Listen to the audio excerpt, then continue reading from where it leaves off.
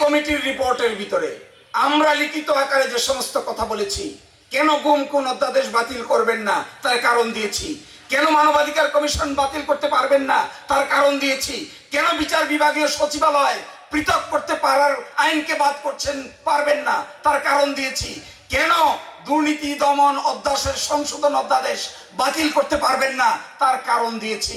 আমি পরে রিপোর্টটা পড়ে দেখলাম এত দেউলিয়া হইলে কি চলে। কারণ হিসেবে আমরা যা উল্লেখ করেছি, সংসদের কাছে যে রিপোর্টটা তারা সাবমিট করেছেন কমিটির মধ্য থেকে, ওই রিপোর্টের ভিতরে আমাদের লিখিত কথাগুলোকে তারা বাদ দিয়ে দিয়েছেন। কত লজ্জা, কত শরমের, কত বেইজ্জতি, কি করে সম্ভব? এবং 5 আগস্টে এই দেশের মানুষ মুক্তির লড়াই করেছে। কিসেই মুক্তি? কোথা থেকে মুক্তি? সিস্টেম থেকে মুক্তি চেয়েছি আমরা, দুর্নীতির সিস্টেম থেকে মুক্তি চেয়েছি, সাংবিধানিক সিস্টেম থেকে মুক্তি চেয়েছি, আইনি সিস্টেম থেকে মুক্তি চেয়েছি, সুপ্রিম কোর্টের বিচারকদেরকে রাজনীতিকীকরণ থেকে আমরা মুক্তি চেয়েছি, আমরা মানি লন্ডারিং থেকে মুক্তি চেয়েছি। ব্যাংকগুলোকে ফোকলা করে দিয়েছে।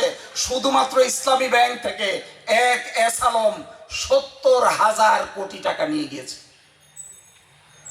ব্যাংক রেজলিউশন অধ্যাদেশ হয়েছে, এই অধ্যাদেশটা তারা বাতিল করে দিচ্ছেন। এর মানে কি? আপনারা মানি লন্ডারিং দেখতে চান?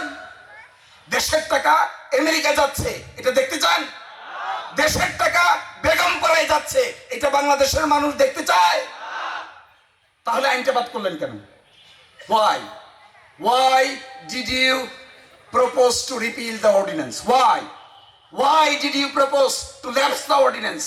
On the basis of what understanding? You are destroying the whole reform process. অন্তর্বর্তীকালীন সরকারের আইন মন্ত্রণালয়ের পক্ষ থেকে মাসে 2-3টে ওয়ার্কশপ ডাকা হতো, আমাদেরকে ইনভাইট করা হতো, আমরা গিয়েছি এগুলোতে। গুম প্রতিরোধ এবং প্রতিরোধ অধ্যাদেশ বাতিল করে দিয়েছেন কেন? গুম করবেন, আয়নাঘর বানাবেন, আবার মানুষকে আয়নাঘরে নিতে চান, আবার মানুষকে ডিজিএফআই দিয়ে পিটাইতে চান, আবার মানুষকে ডিবি দিয়ে এসবি দিয়ে ধরে বাড়ি থেকে রাতের অন্ধকারে নিয়ে যেতে চান। তা যদি না নিতে চান তাহলে গুম অধ্যাদেশ অবশ্যই আপনাদেরকে আইনে রূপান্তর করতে হবে। আর তা যদি আইন রূপান্তর করতে না চান, এই রাজশাহী বিশ্ববিদ্যালয়ের ছাত্র, ঢাকা বিশ্ববিদ্যালয়ের ছাত্র, চট্টগ্রাম বিশ্ববিদ্যালয়ের ছাত্র, জাহাঙ্গীরনগর বিশ্ববিদ্যালয়ের ছাত্র, শাহজালাল বিজ্ঞান প্রযুক্তি বিশ্ববিদ্যালয়ের ছাত্র, কে ফেসবুকে কি লিখবে, কার পক্ষে লিখবে, কার বিপক্ষে লিখবে, রাতের বেলায় ডিজিএফআই বাড়ি থেকে হাজির হবে, তাকে তুলে নিয়ে বিভিন্ন জায়গায় রাখা হবে। এক অজ্ঞাত জায়গায় রেখে এক অজ্ঞাত মামলা দিয়ে 10 দিন পরে 15 দিন পরে আদালতে উপস্থাপন করবেন। এই জন্য বিচার বিভাগীয় সচিবালয় অধ্যাদেশ বাতিল করেছেন। তাদেরকে আপনারা খবরদারি করতে চান, রাতের বেলা কোর্ট বসিয়ে সাজা দিতে চান, যাকে ইচ্ছা তাকে রিমান্ডে নিতে চান, যাকে ইচ্ছা তাকে জেলে নিতে চান। এইখান থেকে যদি বাঁচতে হয়, অবশ্যই আপনাদেরকে গুম অধ্যাদেশকে আইনে রূপান্তর করতে হবে। যদি তা করতে না পারেন আর না চান, তাহলে রক্তের দাম দেন। যদি শরীরে শক্তি থাকে জীবন ফিরিয়ে দেন, যদি মনে জোর থাকে পঙ্গু মানুষের হাত জোড়া লাগিয়ে দেন, যদি ক্ষমতা থাকে অন্ধের চোখ জোড়া লাগিয়ে দেন, যদি ক্ষমতা থাকে একজন মায়ের আর্তনাদ ফিরিয়ে দেন, যদি ক্ষমতা থাকে একজন শিশুর জীবন ফিরিয়ে দেন, যদি ক্ষমতা থাকে যার গায়ে গুলিবিদ্ধ হয়েছে, যে শিশু গুলিবিদ্ধ হয়েছে, যে মা গুলিবিদ্ধ হয়েছে, যে পোশাক শিল্পী গুলিবিদ্ধ হয়েছে, যে তরি তরকারি বিক্রেতা গুলিবিদ্ধ হয়েছে, তার জীবনটা যদি ফিরিয়ে দিতে পারেন, এর বিনিময়ে যা চাইবেন সবকিছুতে আমরা আপনাদের সাথে রাজি হইতে রাজি আছি। আর না হলে ফিরিয়ে দেন। লাইফ তো, দিস ইজ লাইফ।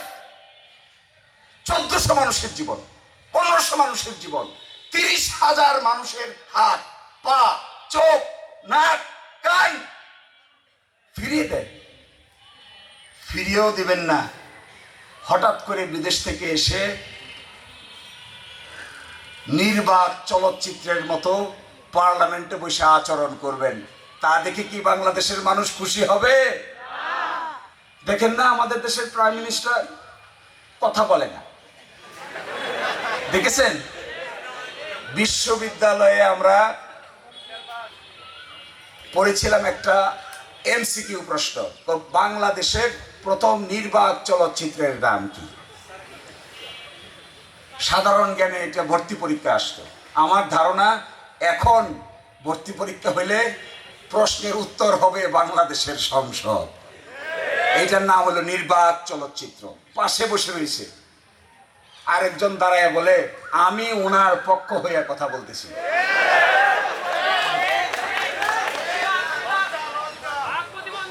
তো আমি ওনার পক্ষ হয়ে কথা বলছি, উনি কই? কই যে দেখা যায়, উনি বলে না কেন? আল্লাহ জানে। একই কারবার, এ কোন দেশ? সংসদীয় গণতন্ত্রের নিয়ম হলো বিরোধী দলের নেতা বলবেন আর এইটার কনক্লুশন করবেন হলো হাউজের লিডার। বিরোধী দলের নেতার পরে এই বক্তব্যের জবাব দিবেন শুধুমাত্র পার্লামেন্টের যিনি নেতা তিনি। তো বিরোধী দলীয় নেতা বক্তব্য দিচ্ছেন,